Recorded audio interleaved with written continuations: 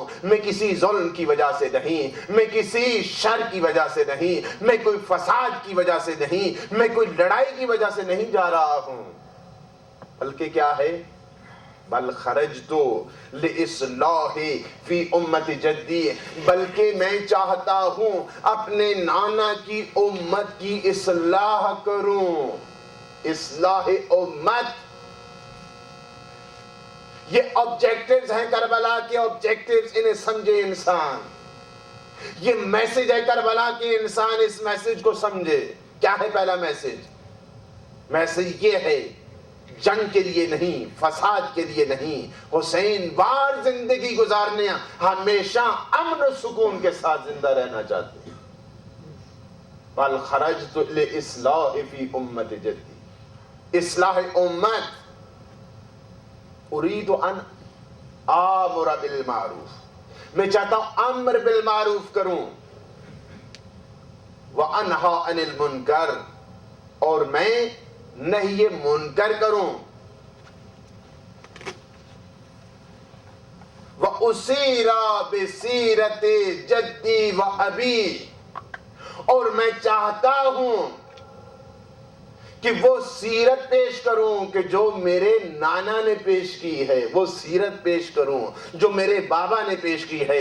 تو کنکلوژن اس کا کیا ہے کہ جو ان اصلاح امت کر رہا ہے وہ مشن حسین پر ہے، جو امر بالمعروف کر رہا ہے وہ مشن حسین کے اوپر ہے، جو نہی عن المنکر کر رہا ہے وہ مشن حسین کے اوپر ہے، جو سیرت نبوی کو زندہ کر رہا ہے وہ مشن حسین کے اوپر ہے، جو سیرت علوی کو زندہ کر رہا ہے وہ مشن حسین کے اوپر ہے. جو اصلاح نہیں چاہتا اسے کیا خبر ہے مشن حسین کیا ہے؟ جو امر بالمعروف نہی عن المنکر نہیں چاہتا اسے کیا پتا ہے کہ مشن حسین کیا ہے؟ جو سیرت علوی سے دور ہے، سیرت نبوی سے دور ہے، اسے کیا خبر ہے کہ مشن حسین کیا ہے؟ سبحان اللہ. مشن حسین بیداری چاہتا ہے، مشن حسین ضمیروں کو بیدار کرتا ہے، مشن حسین سیرت علوی کی طرف لے کر جاتا ہے، مشن حسین سیرت نبوی کی طرف لے کر جاتا ہے. مشن حسین سیلف بلڈنگ، اپنے آپ کی تعمیر پہلی چیز چاہتا ہے، اس کے بعد اسے حق پہنچتا ہے کہ اپنے گھر والوں کی تعمیر کرے، اور اس کے بعد اسے حق پہنچتا ہے کہ معاشرہ سازی کرے. جو خود ابھی تک اصلاح کی منزل پر نہیں ہے، اس مشن کو ہمیشہ یاد رکھے. ریفارمیشن دا نیشن آف پروفٹ، یہ سب سے پہلی چیز ہے. اصلاح امت، اگر یہ نہیں ہے اس کے اندر، اصلاح کرے، تبدیلی لائے. یہ بہت بڑا انقلاب ہے. اور یہی چیزیں، اگر چار چیزیں اس کے ذہن میں آ گئی، اسے مشن خوب پتہ ہے. کربلا کی جتنا بھی انقلاب ہے، اس کا جو سٹرکچر ہے وہ یہی ہے. پورا کا پورا امام نے اپنا میتھڈ، پورا اپنا آبجیکٹو اسی کے اندر واضح کیا، وصیت کے اندر. دیکھو، اصلاح امت کرتے رہنا، امر بالمعروف کرتے رہنا، enjoining the good, forbidding the bad. یہ آپ کے پورا، اگر نہیں ہے یہ چیز، مشکل ہے مشن ہے. مشن سید الشہداء بہت مہم ہے. اور یہ وصیت نامہ لکھنے کے بعد بند کیا اور حوالے کیا محمد ابن حنفیہ کی. اور اس کے بعد مولا نے فرمایا کہ ہم نے مدینہ سے کوچ کرنا ہے. تاریخ یہ لکھتی ہے کہ سید الشہداء کے لیے 2 راتیں بہت سخت تھیں. ایک رات شب عاشورہ والی جب الوداع کر رہے تھے، اور ایک رات جب مدینہ سے الوداع کر رہے تھے. نانا کے روزے کو چھوڑنا، تاریخ یہ کہتی ہے کہ پیغمبر کے روزے اقدس پر گئے اور کہتے تھوڑی دیر کے بعد اونگ آئی. ایک دفعہ دعا کی، پیغمبر کے روزے پر گئے، کہا کہ اللہم پروردگار میں تیرے نبی کی بیٹی کا بیٹا ہوں، مجھے اس امت نے تنگ کیا ہے، اس وجہ سے میں مدینہ کو چھوڑ رہا ہوں۔ اونگ آتی ہے، دیکھا پیغمبر قبر اقدس سے باہر آتے ہیں اور ایک دفعہ گلے کے ساتھ لگاتے ہیں، فرمایا بیٹا تم جاؤ کربلا کی طرف، تیرا بابا علی تمہارے ساتھ ہوگا، تیرا نانا رسول تمہارے ساتھ ہوگا، تیری ماں زہرا تمہارے ساتھ۔ تاریخ کہتی ہے اس کے بعد امام اس انداز کے ساتھ آئے اپنی ماں زہرا کی قبر پر کہ پاؤں لڑکھڑا رہے تھے، ایک دفعہ اپنے آپ کو قبر پہ گرایا اور یہ کہا کہ ماں، اماں زہرا ساری زندگی یہ چاہتا کہ میں آپ کی اس قبر کا مجاور بن کر رہتا، لیکن اس زمانے نے مجھے یہاں پہ رہنے نہ دیا۔ ایک دفعہ کہتے ہیں قبر تھر تھر آئی، قبر میں زلزلہ آیا اور بی بی نے کہا میرے عطشان حسین، میرا تشنہ حسین، تم جاؤ تمہاری ماں تمہارے ساتھ ہوگی۔ اس کے بعد کہتے ہیں واپس آئے، ہائے سارے مدینے کے لوگ آ کر الوداع کر رہے ہیں۔ ہائے جب الوداع کر رہے تھے، الوداع کرنے کے بعد ایک دفعہ امام نے عباس علمدار کو کہا کہ بھائی تم اس طرح کرو کہ جو ہمیں الوداع کرنے کے لیے آئے ہیں انہیں کہہ دو اپنے اپنے گھروں کو واپس چلے جائیں۔ ایک دفعہ عباس کی نگاہ چہرے امامت کا طواف کرتی ہے، کہتے ہیں کہ مولا میں کس انداز کے ساتھ انہیں کہوں کہ تم اپنے گھروں کو واپس چلے جاؤ۔ ایک دفعہ امام نے فرمایا کہ غیرت امامت یہ تقاضا نہیں کرتی کہ زینب اور ام کلثوم گھر سے باہر آئیں اور مدینے کے لوگ دیکھیں۔ ہائے میں کہوں گا مولا اس وقت آپ کی کیا حالت ہوگی جب یہ شام کے بازار میں لوگ یہ کہہ رہے تھے ہاذہی زینب ہاذہی ام کلثوم۔ تو میرے مولا نے اسی وجہ سے سورہ کاف کی تلاوت شروع کر دی، ان اصحاب الکاف والرقیم کانوا من آیاتنا عجبا۔ ارے تم نے دیکھا کہ اصحاب کاف کی بھی عجیب داستان ہے، لیکن مجھے بھی تو دیکھو نا کہ میرا سر کہاں پر ہے، میرا جسم کہاں پر ہے۔ میں نے لوگوں کو متوجہ کیا تاکہ لوگ زینب اور ام کلثوم کی طرف اللہ لعنت اللہ علی القوم الظالمین وسیعلم الذین ظلموا ای منقلب ینقلبون۔ خدایا بحق محمد و آل محمد ہماری یہ مختصر سی عبادت کو اپنی بارگاہ منظور مقبول فرما۔ خدایا بحق محمد و آل محمد ہماری یہ عزاداری، ہمارا یہ پرسہ قائم آل محمد کے حضور قبول فرما، اور یہ ہماری عزاداری ہماری آخرت کا سرمایہ قرار دے۔ خدایا بحق محمد و آل محمد ہمارے جو مومنین مومنات مرحوم ہو چکے ہیں، عزاداران حسین جو گزشتہ سالوں میں تھے اس سال نہیں ہیں، خدا انہیں جوار رحمہ، جوار اسمہ، جوار سید الشہداء میں جگہ عنایت فرما۔ خدایا بحق محمد و آل محمد ہمارے جو مومنین مومنات مریض ہیں، بیمار کربلا کے صدقے انہیں صحت، سلامتی، شفاء کاملہ اور شفاء عاجلہ عطا فرما۔ ہمارے جو مومنین مومنات کسی مشکل میں گرفتار ہیں، یا اللہ ان کی مشکلات کو دور فرما۔ جو کسی اور مصیبت میں گرفتار ہیں، یا اللہ تو انہیں اس مصیبت سے نجات عطا فرما۔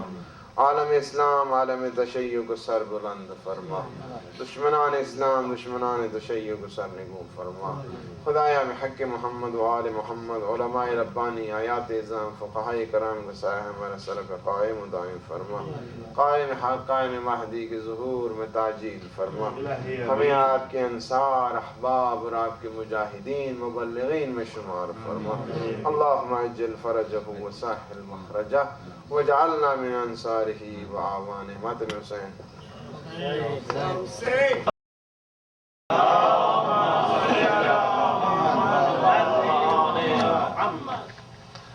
أعوذ بالله من الشيطان الرجيم بسم الله الرحمن الرحيم الحمد لله الذي قصرت عن رؤيته أبصار الناظرين وعجزت عن نعته أوهام الواصفين الصلاة والسلام على من كان نبيا آدم بين الماء والطين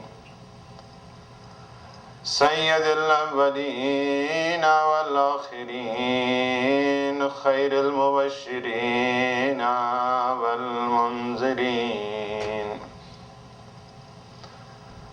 النبي الأمي المكي المدني القرشي العربي الهاشمي وعلى خليفته سيد الوصيين صاحب اللواء بدر الدجى شمس الضحى هادي المتقين علي أمير المؤمنين علي بن أبي طالب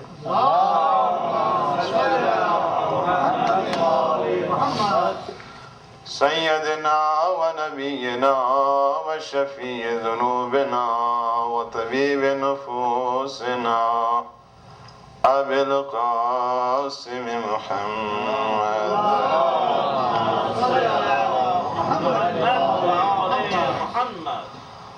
وعلى آله الطيبين الطاهرين المعصومين المنتجبين الغر الميامين سيما بقية الله في الأرضين روحي وأرواح العالمين في مقدمه الفداء ولعنة الله على أعدائهم أجمعين من الآن إلى قيام يوم الدين اللهم صل على فاطمة وأبيها وبعلها وبنيها والسر المستودع فيها بعدد ما أحاط به علمك وإمام زمان اللهم كن لوليك الحجة ابن الحسن صلواتك عليه وعلى آله في هذه الساعة وفي كل ساعة وليا وحافظا وقائدا وناصرا ودليلا وعينا حتى تسكنه أرضك طوعا وتمتعه فيها طويلا اللهم صل على محمد وآل محمد. أما بعد فقد قال الله سبحانه وتعالى في محكم الكتاب المبين وهو أصدق الصادقين وقوله الحق بسم الله الرحمن الرحيم والعصر إن الإنسان لفي خسر إلا الذين آمنوا وعملوا الصالحات وتواصوا بالحق وتواصوا بالصبر صلوات الله.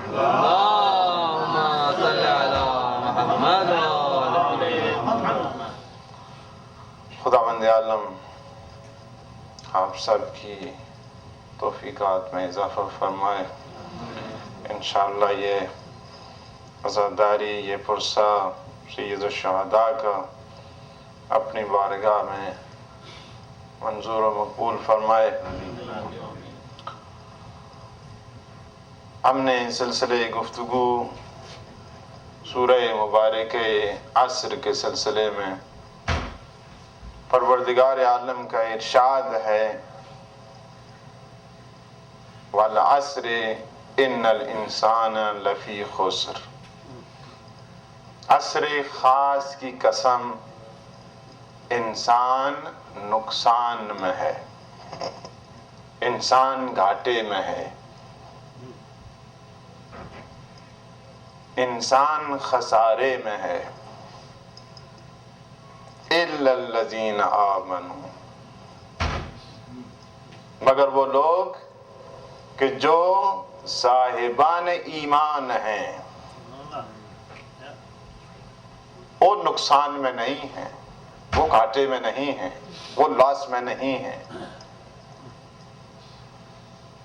وَعَمِلُوا الصَّالِحَاتِ، اور جو عمل صالح کرنے والے ہیں، گڈ ڈیڈز، وہ بھی خسارے میں نہیں ہیں، وہ بھی نقصان میں نہیں ہیں۔ اور جو حق کی نصیحت کرنے والے ہیں، ریالٹی کو اجاگر کرنے والے ہیں، حقانیت کو روشن کرنے والے ہیں، صبر کی تلقین کرنے والے ہیں، یہ گھاٹے میں نہیں ہیں، یہ فائدے میں ہیں، نقصان ان کے قریب سے نہیں گزرا۔ خسارے میں وہ لوگ ہیں جن کا تعلق ایمان سے نہیں ہے، خسارے میں وہ لوگ ہیں جن کا تعلق باطل کے ساتھ ہے، خسارے میں وہ لوگ ہیں کہ جن کا تعلق بے صبری کے ساتھ ہے، خسارے میں وہ لوگ ہیں جن کا تعلق بدعملی کے ساتھ ہے۔ ہر انسان خسارے میں نہیں۔ سورہ عصر کا بہت مقام ہے، بہت مقام ہے سورہ عصر کا۔ میرے آقا، چھٹے آقا امام جعفر صادق علیہ السلام، اللہم صلی علی محمد وآل محمد، من قرأ سورۃ العصر فی نافلۃ، فرمایا جو شخص سورہ عصر کو اپنی نافلہ نماز میں، voluntarily prayer، نافلہ نماز کے اندر پڑھتا ہے، اللہ پاک قیامت کے دن اسے اس حالت کے ساتھ محشور کرے گا کہ اس کا برائٹ فیس، چمکتا ہوا چہرہ، درخشان چہرہ، قیامت کے دن نورانیت کے ساتھ وہ محشور ہوگا۔ سبحان اللہ، سبحان اللہ۔ سورہ عصر، اس کی جو جامعیت ہے، کمپرہنسونیس، سورہ مبارکہ کی عصر کی وہ ہے، فرمایا تمام آسمانی کتابیں اس کا خلاصہ سورہ مبارکہ عصر ہے۔ سبحان اللہ۔ آپ نے دیکھا کہ اللہ نے 104 کتابیں نازل کی ہیں۔ اب کہتے ہیں پتہ نہیں آج کوئی نئی تنزیل تو نہیں انگلینڈ سے آئی ہے، اب تک تو 4 ہی سنتے تھے، پتہ نہیں مولانا مانچسٹر سے کوئی نئی چیز لے کر نہیں، روایت کے اندر ہے اللہ نے 104 کتابیں نازل کی ہیں، اور 104 کتابوں کا خلاصہ 4 کتابوں میں ہوا۔ 104 کتابیں اللہ نے نازل کی، 104 کتابوں کا خلاصہ اللہ نے 4 کے اندر کیا ہے، تورات ہے، زبور ہے، انجیل ہے اور قرآن ہے۔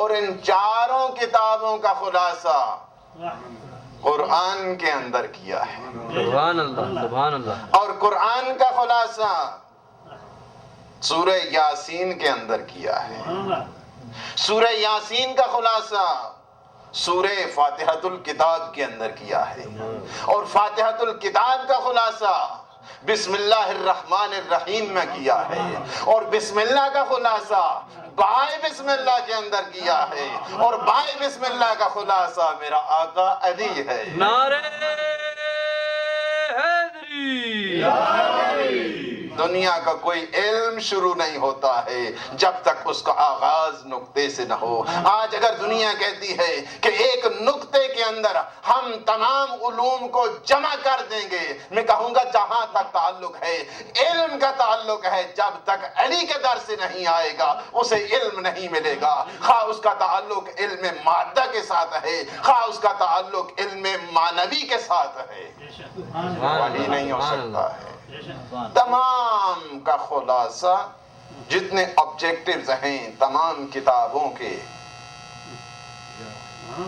وہ سارے کے سارے جمع ہیں اس سورہ مبارک عصر کے۔ سبحان اللہ، سبحان اللہ۔ اور اسی وجہ سے جب سورہ مبارک عصر نازل ہوئی، یا اب یہ سورہ نازل ہوا تو صحابی کیا کرتے تھے؟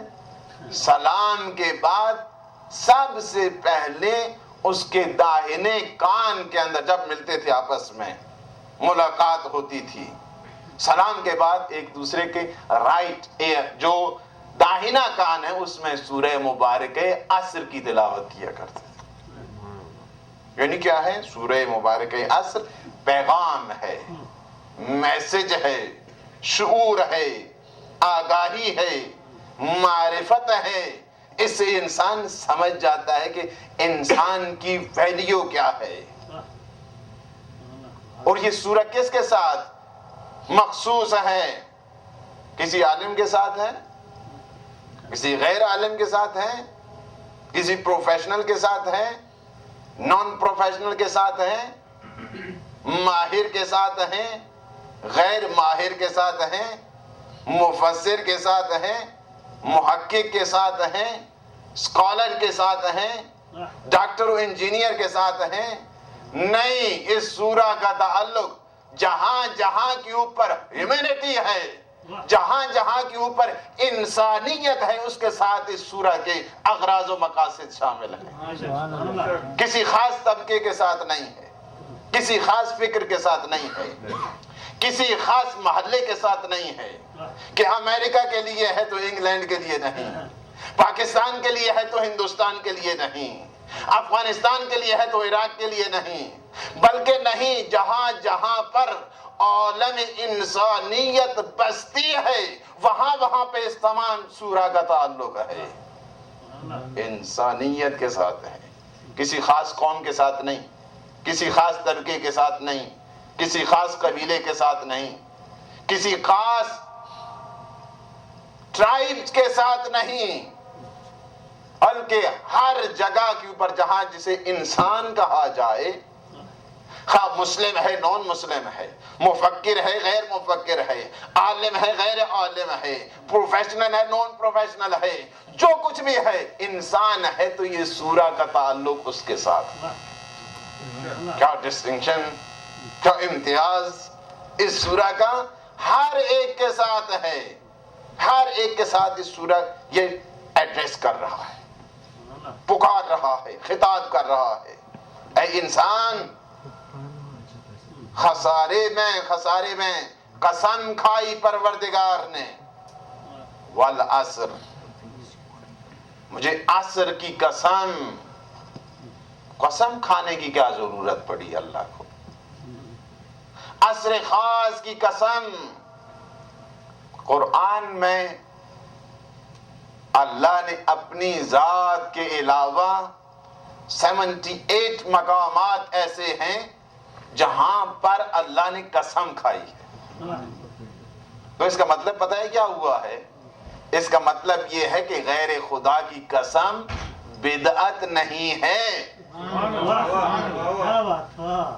بدعت نہیں ہے، نیو انوینشن نہیں ہے، اس وجہ سے کہ پروردگار عالم نے خود قسم اٹھائی ہے، والشمس وضحاها والقمر اذا تلاها والنہار اذا جلاها واللیل اذا یغشاها۔ آپ نے دیکھا کہ سورج کی قسم کھائی ہے، اس قمر کی قسم کھائی ہے، لیل و نہار کی قسم کھائی ہے، یا دوسرے اعتبار سے کہا جائے اللہ نے زمانے کی قسم بھی کھائی ہے اور مکان کی قسم بھی کھائی ہے. سبحان اللہ. یعنی دونوں قسمیں خود قرآن کے اندر موجود ہیں. اللہ نے ظاہر ہے کہ قسم اسی طرح تو نہیں، قسم ایک عظمت کی وجہ سے ہوتی ہے، قسم ایک جلالت کی وجہ سے ہوتی ہے، قسم کی ایک امپورٹنس ہوتی ہے، اس کی وجہ سے ہے، قسم کی افضلیت کی بنیاد کے اوپر ہوتی ہے. فرمایا لا اقسم بہذا البلد، مجھے اس شہر کی قسم، مجھے اس بلد کی قسم، بلد یعنی شہر، مجھے اس شہر کی قسم. کائے کی شہر کی قسم؟ کیوں قسم آخر؟ وَأَنْتَ حِلٌّ فِي هَذَا الْبَلَدِ، ہم اس شہر کی قسم اس لیے کھا رہے ہیں چونکہ تم اس شہر کے اندر رہتے ہو. سبحان اللہ. سبحان اللہ. اللہم صلی علی محمد وآل محمد. ویسے شہر کی قسم کھانے کا کیا مطلب ہے؟ مکان کی عظمت مکین کے ساتھ ہوا کرتی ہے. ہم اس شہر کی قسم اس لیے کھا رہے ہیں چونکہ آپ اس میں جلوہ نشیں ہیں، چونکہ آپ اس میں جلوہ افروز ہیں، چونکہ آپ اس کے اندر تشریف فرما ہیں، اس وجہ سے ہم اس شہر کی قسم کھا رہے ہیں. قسم اللہ نے کھائی اسی وجہ سے، اور زمانے کی بھی اللہ نے قسم اٹھائی. والعصر، والعصر، مجھے اس زمانے خاص کی